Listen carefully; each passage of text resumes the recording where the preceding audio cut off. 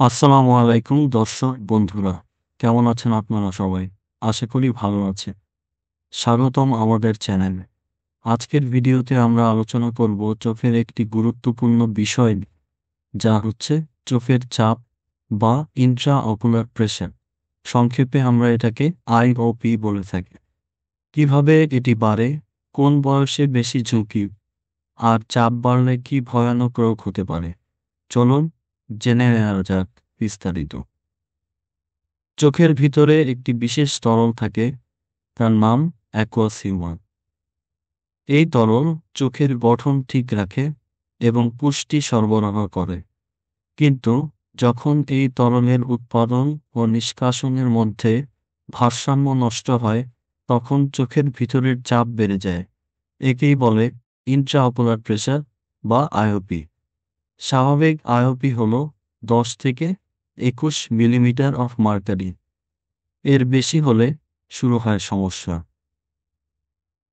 চোখের চাপ বাড়ার মূল কারণ দুটি: এক, অ্যাকুয়াস হিউমার অতিরিক্ত উৎপাদন; দুই, নিষ্কাশন পথে বাধা, যেমন ট্রাবেকুলার মেশওয়ার্ক ব্লক। এছাড়াও চোখের আঘাত, ডায়াবেটিস বা স্টেরয়েডের পার্শ্ব প্রতিক্রিয়া আইওপি বাড়াতে পারে। কারা সবচেয়ে বেশি ঝুঁকিতে? যাদের বয়স 40 ঊর্ধ্ব, ড্রেনেজ সিস্টেম দুর্বল হতে শুরু করে, পারিবারিক ইতিহাস, পরিবারে যদি কারো গ্লুকোমা থাকে তাহলে এটি হতে পারে। মায়োপিয়া বা ক্ষীণ দৃষ্টি, উচ্চ রক্তচাপ বা দীর্ঘদিন স্টেরয়েড ব্যবহার করলে এই সমস্যা সৃষ্টি হতে পারে। 40 বছরের পর প্রতি 10 বছরে আইওপি বাড়ার ঝুঁকি দ্বিগুণ হয়। একটি উদাহরণ দেই। ভাবুন, একটি বালতিতে পানি ঢালা হচ্ছে, কিন্তু নিচের পাইপে ব্লকেজ।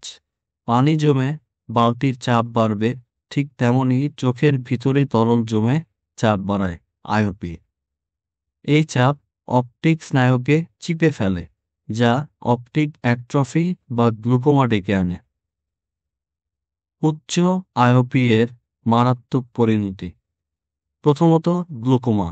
ধীরে ধীরে পারিপার্শ্বিক দৃষ্টি নষ্ট হয়, শেষে অন্ধত্ব। অপটিক অ্যাট্রফি, অপটিক স্নায়ুর স্থায়ী ক্ষতি, যা আর ফিরে আসে না। সতর্কতা: 90% গ্লুকোমা প্রাথমিক পর্যায়ে কোনো লক্ষণই দেখায় না, তাই নিয়মিত চোখ চেকআপ জরুরি। চিন্তার কিছু নেই, সচেতন হলে এড়ানো সম্ভব। বছরে অন্তত একবার চোখের চাপ মাপুন। 40 ঊর্ধ্ব বয়সে অবশ্যই চোখের চাপ নিয়মিত মাপতে হবে। ডায়াবেটিস ও ব্লাড প্রেশার নিয়ন্ত্রণে রাখুন। চোখের আঘাত এড়িয়ে চলুন। মনে রাখবেন, সময়ে চিকিৎসা শুরু করলে 95% ক্ষেত্রে দৃষ্টিশক্তি বাঁচানো সম্ভব। তো বন্ধুরা, আজকে এই পর্যন্তই।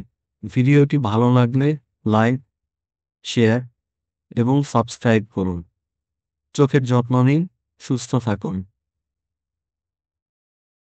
আসসালামু আলাইকুম।